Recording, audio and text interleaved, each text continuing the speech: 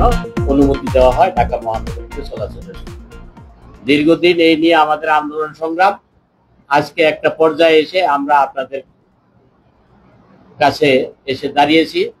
আমরা জাতিকে জানাতে চাচ্ছি আপনাদের মাধ্যমে এবং দেশের সর্বসেক্টরেই আপনাদের মাধ্যমে জানাতে চাচ্ছি যে আমরা কি দুঃখে আছি এবং আগামী দিনে আমরা কি করতে যাচ্ছি, রাষ্ট্রের কাছে আমাদের কি দাবি রয়েছে। সেই হিসাবে আজকের এই সংবাদ সম্মেলন আমরা আহ্বান করেছি। আপনারা যারা খুব কষ্ট করে আসছেন আপনাদের প্রত্যেককে ধন্যবাদ। আমাকে একটা পরিচয় দিচ্ছি।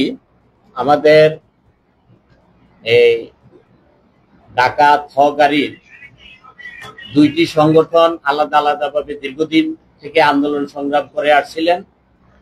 ইতিমধ্যে আমরা দুটি সংগঠনই একত্রিত হয়ে ঢাকা থ সিএনজি অটোরিকশা মালিক শ্রমিক ঐক্য জোট নামে আমরা আজকের কর্মসূচি পালন করতে যাচ্ছি। ভাই অর্থ সম্পাদক নাকি অর্থ বিষয়ক সম্পাদক, তারপরে মিজান ভাই কি যুগ্ম আহ্বায়ক, না না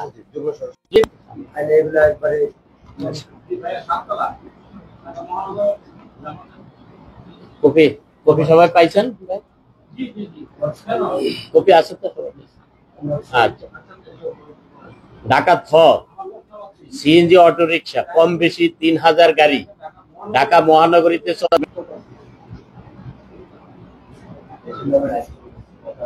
স্থান কই এনে স্থান কোন জায়গায় সংগঠন করছেন বন্ধু?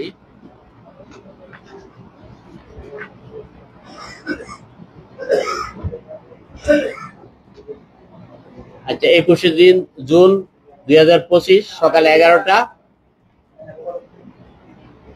আমরা ঢাকা থ সিএনজি অটোরিকশা মালিক শ্রমিকদের স্বার্থে আমাদের যৌক্তিক অবস্থান ও ঘোষিত কর্মসূচি সমূহ গুরুত্ব সহকারে নিজ নিজ গণমাধ্যমে প্রচারের জন্য বিনয়ের সাথে অনুরোধ জানাচ্ছি। তৎসঙ্গে আপনাদের মাধ্যমে এক, মাননীয় উপদেষ্টা বাংলাদেশ সড়ক পরিবহন ও সেতু মন্ত্রণালয়, 2, সিনিয়র সচিব সড়ক পরিবহন ও মহাসড়ক বিভাগ, 3, সহকারী সচিব বিআরটিএ সংস্থাপন শাখা, 4, chairman BRTA, 5, police commissioner Dhaka metropolitan police মহোদয়বৃন্দের দৃষ্টি আকর্ষণ করছি। পাশাপাশি আজকের সংবাদ সম্মেলনকে সফল করার জন্য সংগঠনের যেসব নেতৃবৃন্দ ও সদস্যগণ অক্লান্ত পরিশ্রম করেছেন এবং অংশগ্রহণ করেছেন তাদেরকে অভিনন্দন ও শুভেচ্ছা জানাচ্ছি। সাংবাদিক বন্ধুগণ, ঢাকা জেলা এরিয়ায় ভাড়ায় চলাচলের জন্য সরকার কর্তৃক অনুমোদিত ঢাকা থ সিএনজি অটোরিকশা ও ঢাকা মেট্রো এরিয়ায় ভাড়ায় চলাচলের জন্য সরকার কর্তৃক অনুমোদিত ঢাকা মেট্রো থ সিএনজি অটোরিকশা নিজ নিজ এরিয়ায় চলাচল করছে। একদিকে ঢাকা মেট্রোপলিটন এরিয়ায় 2000 সালের আগে 35,000 বেবি ট্যাক্সি ছিল, তাহা উচ্ছেদ করে মাত্র 15,000 ঢাকা মেট্রো থ সিএনজি অটোরিকশার অনুমোদন দেওয়া হয়।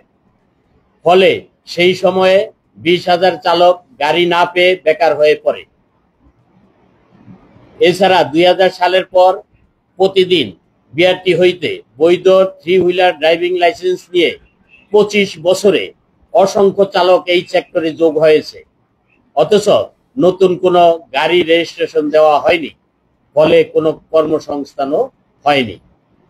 অন্যদিকে ঢাকা মেট্রো থ মালিকগণ একচেটিয়া ব্যবসা করার লক্ষ্যে সিন্ডিকেট তৈরি করে চালকদের নিকট থেকে অবৈধভাবে অতিরিক্ত জমা গ্রহণ করা এবং কথায় কথায় ছাঁটাইয়ের ভয় ভীতি প্রদর্শন সহ নানান নির্যাতনের কারণে উক্ত মালিকের গাড়ি চালাতে চালকরা অনাগ্রহী হয়ে পড়েছে।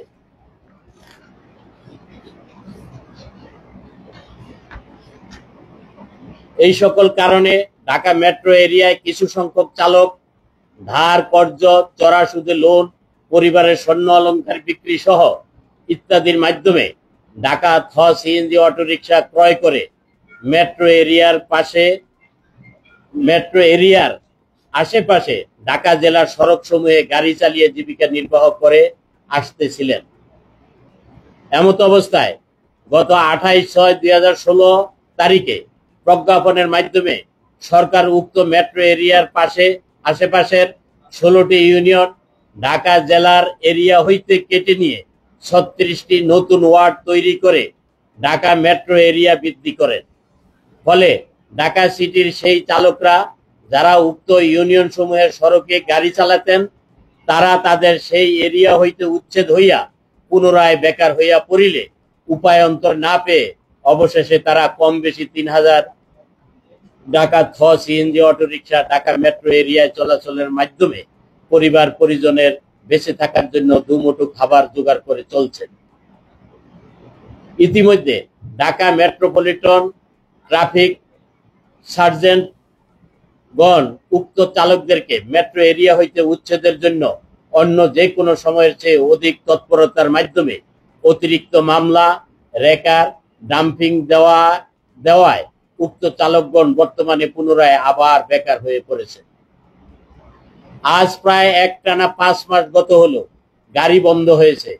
চালকরা বেকার হয়ে পড়ায় পরিবারগুলিতে হাহাকার বিরাজ করছে। ছেলে মেয়েদের লেখাপড়া, পরিবারের সদস্যদের খাওয়া পড়া, বাসা ভাড়া, চিকিৎসা ইত্যাদি সংকটের কারণে তারা নতুন নতুন ধার দেনায় জর্জরিত হয়ে পড়েছে।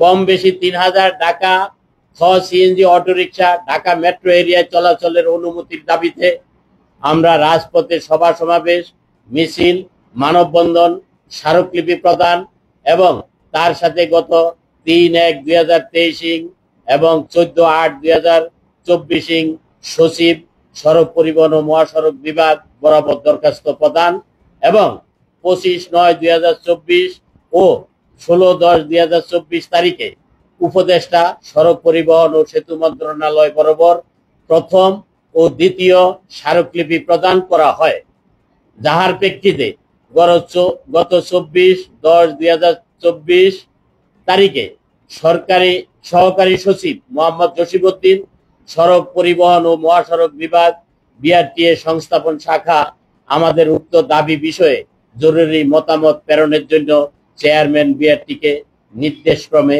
অনুরোধ করেন। বিগত চেয়ারম্যান উক্ত বিষয়ে কি মতামত প্রদান করেছেন, আমাদের বিষয়ে মন্ত্রণালয়ে কি সিদ্ধান্ত হয়েছে ইত্যাদি বিষয় শত চেষ্টা করেও আমরা কোনো দপ্তর হইতে সংবাদ সংগ্রহ করতে পারিনি। এইদিকে গত 18 ফেব্রুয়ারি 2025 তারিখে বিআরটি চেয়ারম্যান ঢাকা মহানগরীতে নতুন সিএনজি অটোরিকশার প্রয়োজনীয়তা রয়েছে বলে মত প্রদান করে সিনিয়র সচিব, সড়ক পরিবহন ও সেতু মন্ত্রণালয় বরাবর ব্যবস্থা গ্রহণের জন্য পত্র প্রেরণ করেন। কিন্তু আমাদের আবেদনের বিষয়টি উক্ত পত্রে উল্লেখ করেননি। অতঃপর উক্ত পত্র পেয়ে বিআরটিএ সংস্থাপন শাখা নতুন সিএনজি অটোরিকশার প্রয়োজনীয়তার সংখ্যা জানিয়ে মতামতের জন্য বিভিন্ন দপ্তরে পত্র প্রেরণ করেন। উক্ত পত্রেও বিভিন্ন সংগঠনের আবেদনের বিষয়টি উল্লেখ করলেও আমাদের আবেদনের বিষয়টি কিছুই লেখা হয়নি। অথচ উভয় দপ্তরেই আমাদের দাবি বিষয়ে অবগত রয়েছেন।